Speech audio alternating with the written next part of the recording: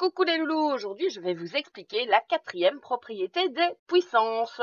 Donc nous en avons déjà vu 3 sur les 5 et nous sommes ici à la quatrième, c'est la puissance d'un quotient.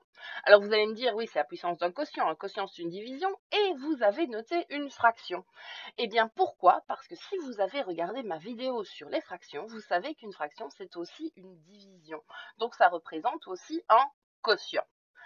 Alors, il y a bien les parenthèses pour bien montrer que l'exposant 3 porte sur toute la fraction. Donc, comme on a un exposant 3, ça veut dire que nous allons avoir 3 facteurs 2 tiers. Donc, on place nos 3 facteurs 2 tiers. Nous avons donc 2 tiers fois 2 tiers fois 2 tiers. Et nous allons donc multiplier ces fractions.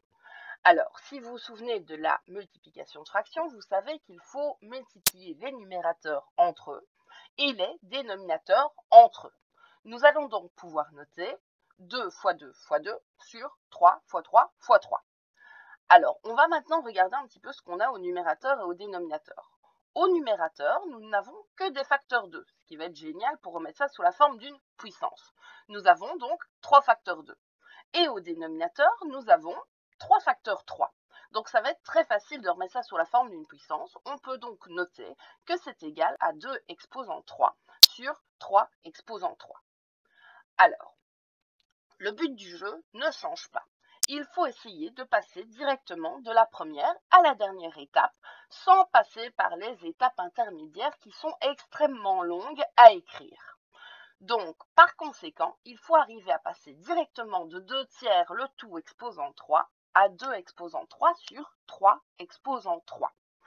Alors, on remarque directement que c'est exactement comme dans la propriété précédente qui était la puissance d'un produit.